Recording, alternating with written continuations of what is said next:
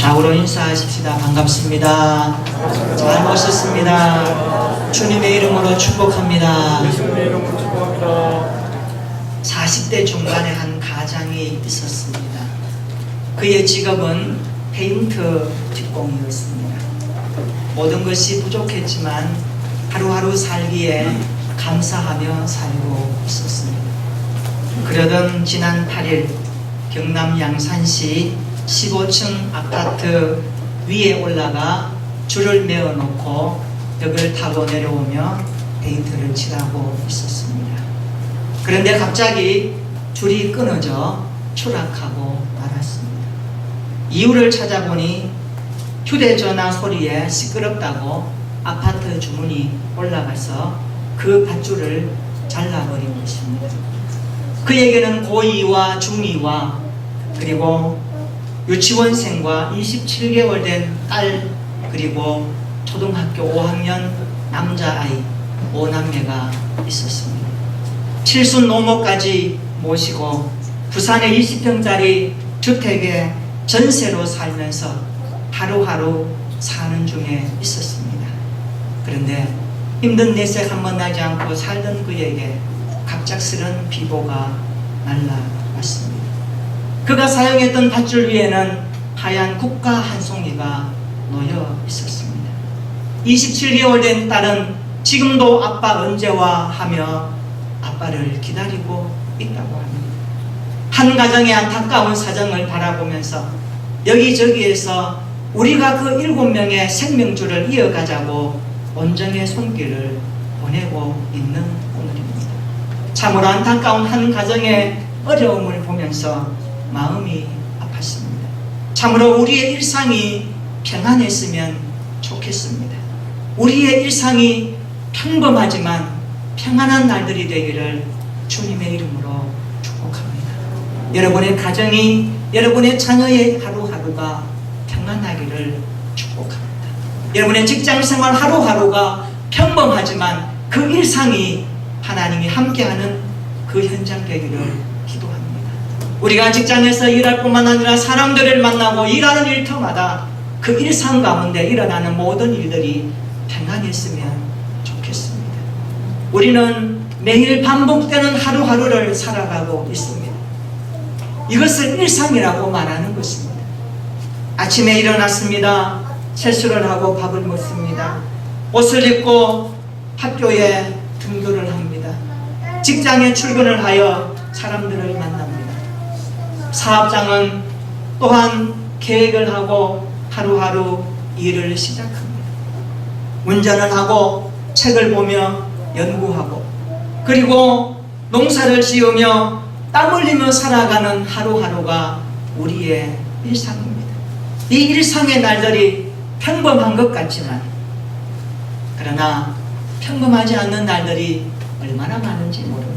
오늘 본문은 말씀합니다. 시편 121편 8절입니다. 우리 같이 한번 읽어보겠습니다. 시작. 여호와께서 너의 출입을 지금부터 영원까지 지키시리로다. 아멘.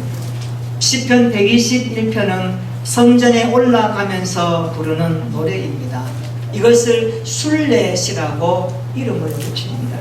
이스라엘 성인 남자들은 1년에 3차례 6월절, 77절, 장막절에 성전에 올라가서 예배 드리는 것이 의무화되어 있습니다. 여러분 시편 120편부터 134편까지 15편의 시편을 읽어보면 뭔가 눈에 들어오는 글씨가 있을 것입니다. 표제에 보면 동일하게 성전에 올라가는 노래 이렇게 기록되어 있을 것입니다. 이것은 순례시를 의미하는 것입니다. 그런데 이 성전 순례 시편들은 우리의 인생이 본질상 순례의 길이라는 것을 보여주고 있습니다. 이 땅에 살고 있는 모든 인생은 순례의 길을 걷고 있습니다. 우리 성도들은 궁극적으로 이 세상에 속한 여기가 전부가 아니라 천국의 번영 하나님의 나라를 목표로 하여 달려가고 있는 일상들 아닙니까? 히브리서 11장 16절에 그렇게 말씀하고 있습니다. 이제 우리는 더 나은 본향을 사모한다고 그래서 하늘에 있는 이것을 바라보면서 우리는 그 한 성을 예비하신 하나님께 소망을 두고 달려간다라고 기록합니다.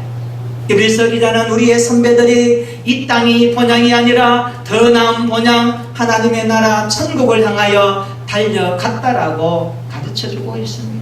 베드로전서 1장 17절에 베드로 사도도 이렇게 말씀합니다. 우리가 이 땅에서 살아갈 때에 순례자로 부름받은 나그네 인생임을 기억하라고 말씀하고 있습니다. 빌립보서 3장 14절에 보면 순례길을 걸어가는 우리 앞에 때로는 항상 어려움이 있지만 우리의 눈은 항상 천국을 바라보아야 된다라고 말씀해주고 있습니다. 그렇습니다. 우리가 살다 보면 고난이 있고 어려움이 있지만 그러나 그 고난을 그 역경을 인내로 감수하면서 하나님의 나라를 날마다 바라보아야 한다는 것입니다. 오늘 바울은 순례의 길에 걸어갔던 그의 인생에 고난이 왔습니다마는 인내하면서 달려갔다라고 그는 고백합니다. 디모데후서 4장 7절로 8절에 보면 나는 선한 싸움을 싸웠습니다. 나의 달려갈 길을 다 마쳤습니다. 그리고 믿음을 지키며 살아왔습니다. 이제부로는 나를 위하여 의의 면류관은 예비되었습니다. 나는 그 앞에 설 것입니다. 주의 나타나심을 사모하는 모든 사람들이 나와 같은 사람이 되었으면 좋겠습니다. 그는 그렇게 고백하고 있습니다. 사랑하는 주의 성도들이여, 이 땅에 살아가는 하루하루의 삶이 천국을 향하는 소망의 걸음이 되기를 축복합니다. 이 땅에서도 아버지 집을 향하여 날마다 달려가는 신앙생활 되기를 바랍니다. 시온성을 향하여 달려가는 우리 앞에 고난이 와도 인내하면서 끝까지 여러분이 하나님을 바라볼 수 있기를 축복합니다. 그래서 의의 멸류관 바라보면서 인내하며 주님 가신 이 길을 잘 완주해 갈 수 있기를 바랍니다. 순례의 길을 마친 우리 앞에 의의 멸류관이 예비되어 있을 것을 믿습니다. 오늘 시편 120편부터 134편에 보면 성전 순례시에 나타나 있는 하나님의 놀라운 은혜를 우리가 확인할 수 있습니다. 구구절절 묻어나오는 하나님의 은혜입니다. 이 은혜는 순례의 광야에서 경험하는 일상의 은혜라는 것을 알 수가 있습니다. 특별히 우리가 시편 121편을 우리의 일상의 현장에서 읽어야 하는 것입니다. 그렇다면 오늘 시편 121편을 통하여 얻는 일상의 은혜는 어떤 것일까요? 우리가 일상을 살아가는 하루하루의 삶에 하나님 앞에 경험해야 될 은혜는 어떤 것이라 할까요? 첫째, 우리는 도움의 은혜를 경험해야 하는 것입니다. 1절과 2절 우리 같이 한번 읽어보겠습니다. 시작. 내가 산을 향하여 눈을 들리라. 나의 도움이 어디서 올까? 나의 도움은 천지를 지으신 여호와에게서로다. 아멘. 오늘 시인은 내 인생의 도움이 하나님께로부터 옵니다라고 이렇게 고백하고 있습니다. 나의 도움이 어디서 올까? 나의 도움은 저 천지를 만드신 여호와에게부터 온다라고 그는 고백합니다. 한번 따라서 합시다. 나의 도움은 하나님께로부터 믿으시기를 축원합니다. 나의 도움은 하나님께로부터 온다는 사실을 우리에게 가르쳐 줍니다. 우리 일상에 하나님의 도움이 있어야 한다는 것을 말씀하지요. 그것이 바로 일상의 은혜입니다. 하나님이 나를 향한 그 도움의 손길을 일상을 살아가면서 경험할 수 있는 자와 그렇지 못한 자의 삶은 하늘과 땅 차이입니다. 여러분 어떻습니까? 지난 한 주간 살아보시면서 이 하나님의 도움의 손길을 어떻게 경험하셨습니까? 그 도움의 손길을 내 믿음의 눈으로 바라보면서 감사해 보셨습니다. 지나쳐버리고 하나님이 저 멀리 계신 것처럼 느끼며 하나님 앞에 때로는 원망과 불평 속에 살아오지는 않았었습니까? 오늘 시인은 말합니다. 나의 도움은 하나님께로부터, 나의 도움의 일상은 하나님의 손에서 출발한다고 그는 고백하고 있습니다. 우리의 일상에서 하나님의 도움이 날마다 경험되기를 축원합니다. 서울의 은평교회 가면 은평 성결교회가 하나 있습니다. 한태수 목사님이 목회하는 교회입니다.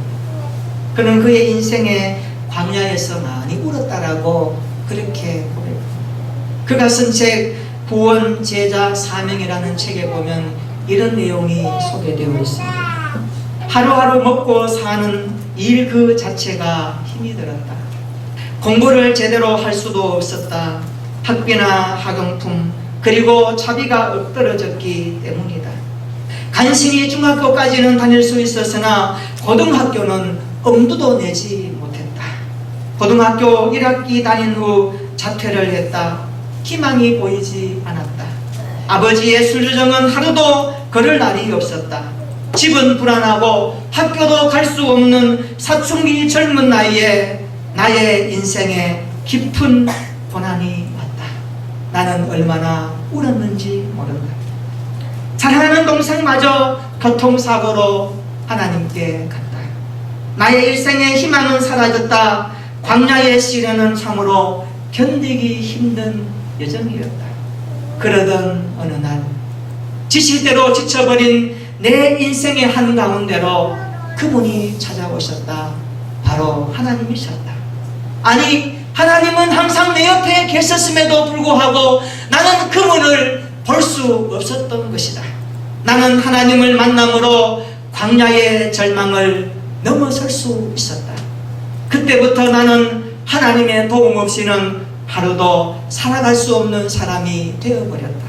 지금 나의 일상은 하나님의 도움으로 행복하다. 그의 고백입니다.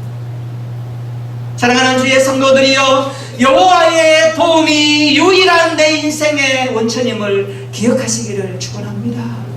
누가 우리를 도와주시겠습니까? 도움의 일상이 여호와께로부터는 사실을 우리의 일상 가운데 경험하는 믿음의 현장이 되기를 기도합니다.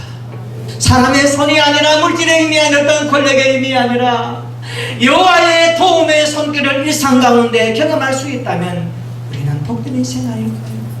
우리의 일상이 반복되는 것 같고 때로는 좀 뭔가 새로운 것이 없는 것 그런 날들 같을지라도 우리 일상 가운데 주님의 도움이 경험된다면 그것 또한 우리에게 축복일 것입니다.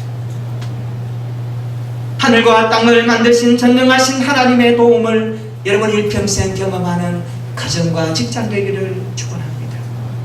하나님의 도움을 일상에서 볼 수 있는 영적인 눈이 있기를 축복합니다. 그래서 도움의 일상이 우리의 자녀들에게 경험되고 우리의 따문인의 현장 가운데 일어나서 정말 일상의 은혜가 무엇인지를 세상 사람들에게 말해줄 수 있는 믿음의 깊이가 있는 성도의 삶이 되기를 축원합니다. 둘째로 지키심의 은혜입니다. 시편 121편에서 가장 많이 등장하는 단어가 있습니다. 지킨다라는 단어입니다. 무려 6번이나 등장합니다. 3절에 보십시오. 너를 지키시는 이가 졸지 아니하시리로다. 4절에 이스라엘을 지키시는 이는 졸지도 아니하시고 주무시지도 아니하시리로다. 5절에 여호와는 너를 지키시는 이시라. 7절에 여호와께서 너를 지켜 모든 환난을 면하게 하시며 또 내 영혼을 지키시리로다. 오늘 읽었던 본문에 여호와께서 너의 출입을 지금부터 영원까지 지키시리로다. 할렐루야. 여기 지킨다는 이 말은 지속적인 보호를 뜻합니다. 지속적인, 한번 지켜주고 끝나는 게 아닙니다. 계속해서 반복적으로 가슴에 품고, 마치 부모가 자녀를 가슴에 품고 그를 보호하듯이, 어미닭이 병아리를 품고 보호하듯이 하나님은 구속받은 당신의 백성들을 보호하시고 지키시는 여호와이십니다. 이 여호와를 찬양합니다. 이 여호와를 높여드립니다. 이 지키심의 은혜가 일상의 은혜가 되기를 축원합니다. 하나님이 없다고 말하는 세상 사람들 앞에 여호와가 어디 계시냐고 말할 때에 보라, 오늘 나와 함께 하시고 나를 지키시는 여호와가 여기 계시지 아니하냐 고백하고 선포하는 믿음의 사람 되기를 축원합니다. 우리 일상을 보호하시고 지키시는 그 하나님의 지속적인 하나님 어떤 분입니까? 졸지 아니하시는 하나님이십니다. 주무시지 아니하시는 하나님이십니다. 무슨 말씀일까요? 하나님께는 피곤함이 없습니다. 하나님께는 연약함이 없다는 것 아닙니까?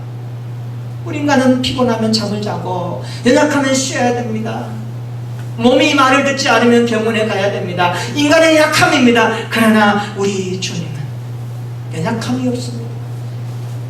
하나님께는 피곤함이 없습니다. 믿으시기를 축원합니다. 그래서 우리의 믿음이 피곤하다고 연약하다고 하나님의 일도 중단하면 하나님의 일도 쉰다고 생각하면 착각입니다.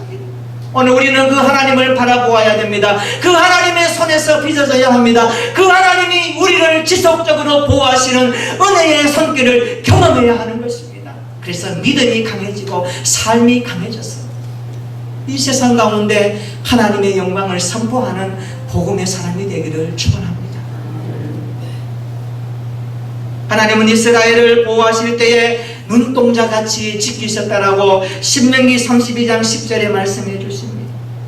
여호와께서 그를 황무지에서 짐승이 부르짖는 광야에서 만나시고 호위하시며 보호하시며 자기의 눈동자같이 지키셨도다. 우리의 인생도 눈동자같이 지키실 것입니다. 우리가 하나님 앞에 기도하는 것은 이런 것입니다. 하나님, 내 인생을 지키시는 여호와여, 눈동자처럼 지켜주시옵소서. 다윗이 이렇게 고백합니다. 시편 17편 8절에 나를 눈동자같이 지키시고 주의 날개 그늘 아래 감추어 주옵소서. 이 다윗의 고백. 그런 사울로부터 많이 쫓김을 받았습니다. 원수들 대적자들 앞에서 보았습니다. 그래서 지키신다는 것이 무엇인지 그는 체득했던 사람입니다. 그래서 그의 인생의 지키심은 여호와께로부터 온다는 것을 노래할 수밖에 없었습니다.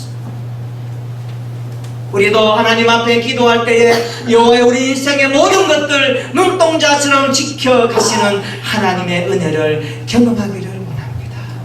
이 믿음이 여러분의 기도로 하나님께 올려드리시기를 축원합니다. 어려움 가운데도 지켜주시옵소서. 환난 가운데도 지켜주시옵소서. 물 가운데 지날 때에도 지켜주시옵소서. 불 가운데 통과할 때도 지켜주시옵소서. 주님, 나의 일상이 지속적인 주님의 보호하심이 되게 하여 주옵소서. 우리의 일상이 주님의 손이 함께하는 지키심의 현장이 되게 하옵소서. 이 기도가 우리의 기도가 되기를 축원합니다. 세 번째, 출입의 은혜입니다. 출입의 은혜를 우리는 경험해야 됩니다. 8절 우리 본문 한 번 더 읽어보겠습니다. 시작. 여호와께서 너의 출입을 지금부터 영원까지 지키시리로다. 아멘. 여기 너의 출입 무엇을 말할까요? 들어가고 나가는 반복되는 일상의 삶을 말하는 것입니다. 아침에 나가서 공부하고 일하다가 저녁에 집으로 돌아오는 일상의 삶을 의미합니다. 그래서 출입하는 일상이 은혜라는 것입니다. 여러분, 하루하루 단순하지만 반복되는 일상이 은혜라는 것을 깨닫습니까? 아침에 일어나 하루를 시작하는 일상이 하나님의 은혜임을 고백하십니까? 낮에는 수고하고 땀 흘리며 살다가 저녁이 되어 대문을 열고 들어오는 그 날들이 하나님의 은혜임을 고백하십니까? 일상의 은혜는 출입의 은혜. 남편이 아침에 직장을 나가 대문을 열고 다시 들어오는 그 순간순간이 은혜임을 기억하시기를 바랍니다. 운전대를 붙잡고 운전하여 직장에 가서 일을 하고 열심히 땀 흘리다가 저녁에 퇴근하여 다시 운전대를 잡고 가정으로 돌아오는 그 시간이 출입의 은혜임을 감사하시기를 바랍니다. 이것이 우리에게 필요한 것 아닌가? 우리는 너무 많은 것들을 하나님 앞에 구하지 않습니까? 그러나 바울은 말합니다.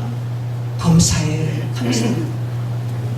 우리의 출입이 범사가 하나님의 도우심과 지키심으로 출입하게 된 그것을 여러분 얼마나 감사하십니까? 자녀가 아침에 공부하러 학교에 갔다가 저녁에 돌아오는 그 시간이 은혜요, 감사요, 축복인 것입니다. 여러분, 세월호를 바라보십시오. 아직까지 돌아오지 않는 아들 때문에 가슴을 쥐어짜는 아픔이 있는 그들 얼마나 고통이요.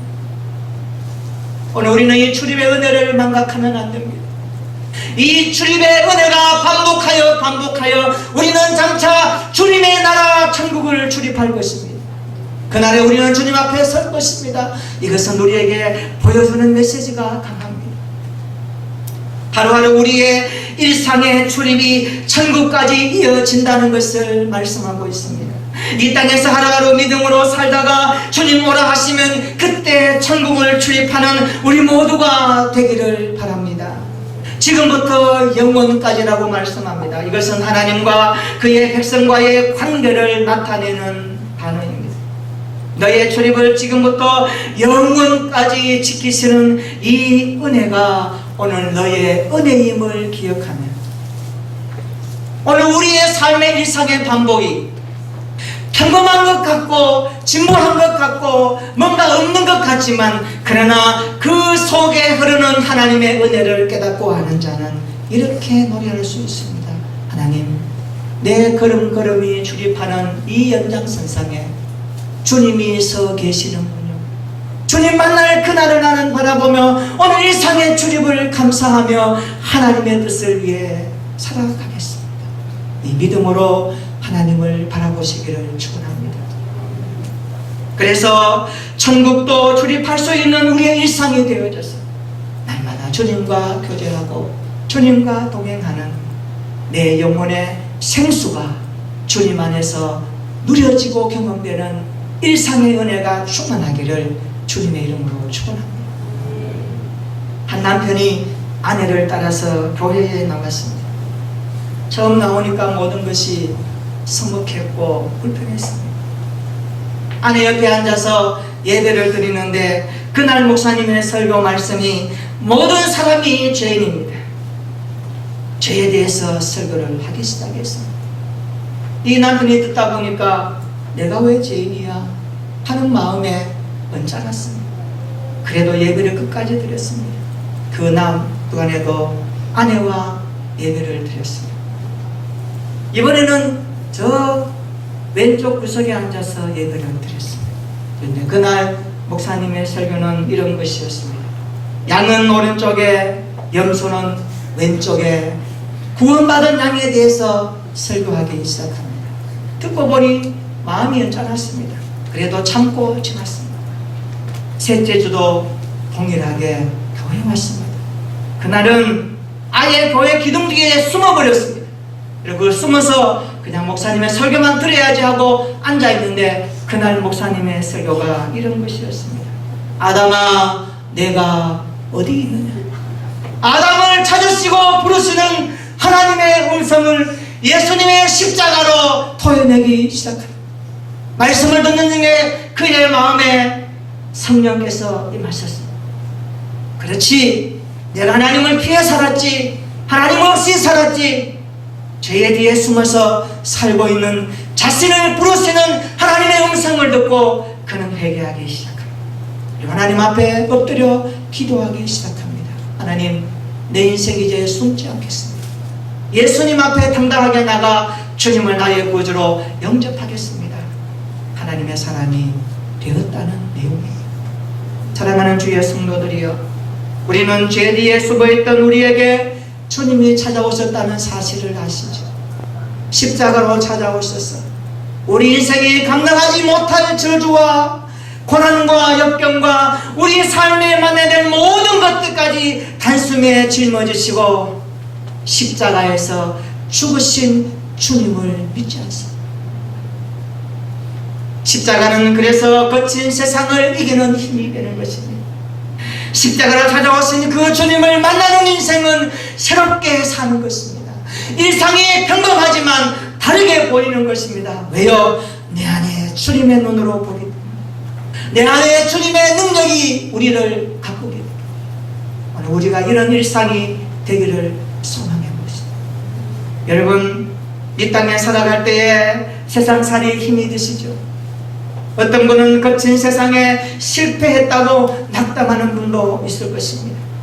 학생은 공부 때문에 진학과 취업과, 그리고 청년들은 미래의 만남 때문에 염려하다 보면 가슴이 답답한 분들이 있을 것입니다. 여러분, 어떻게 할까요? 그 자리에 그대로 있을까요? 그렇지 않습니다. 오늘 이런 고백으로 힘을 얻으시면 좋겠습니다.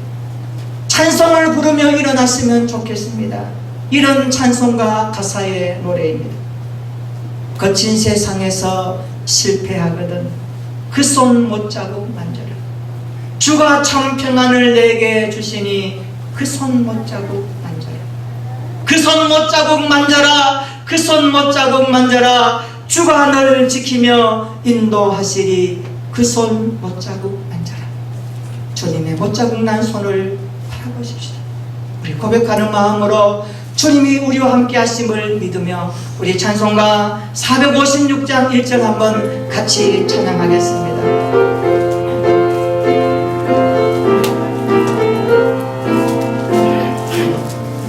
거친 세상에서 실패하거든 그 손 못자국 만져라.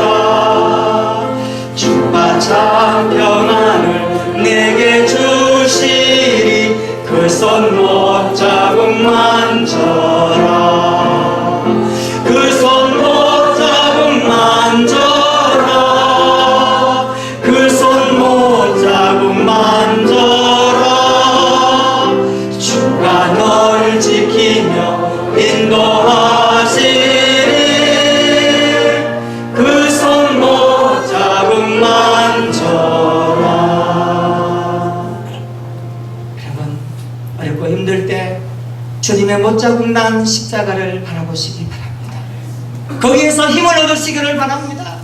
그때 주님의 도움과 주님의 지키심과 주님이 우리와 함께 출입하는 영혼의 세계가 열려질 것입니다. 다윗은 고백합니다. 시편 56편 13절에 그는 말합니다. 주께서 내 생명을 사망에서 건지셨도다.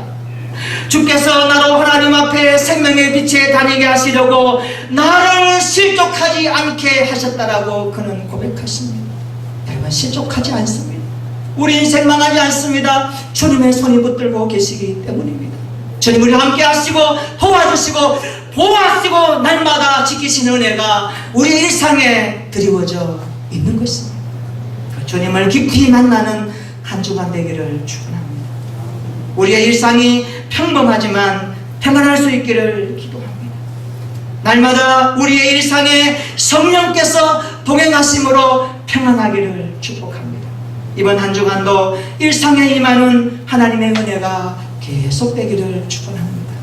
날마다 여호와의 도우심이 있는 일상이 되기를 축원합니다. 하나님의 지키심의 은혜를 경험하는 우리의 일상이 되기를 축복합니다. 이 땅에 하나로 믿음으로 살다가 주님 오라 하시면 그래서 우리의 출입이 그때 영원한 천국으로 출입하는 그곳에 우리 모두가 함께 있기를 축복합니다.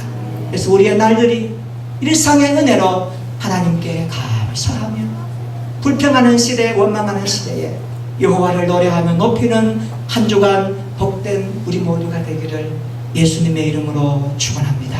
아멘. 우리 한번 기도하십시다.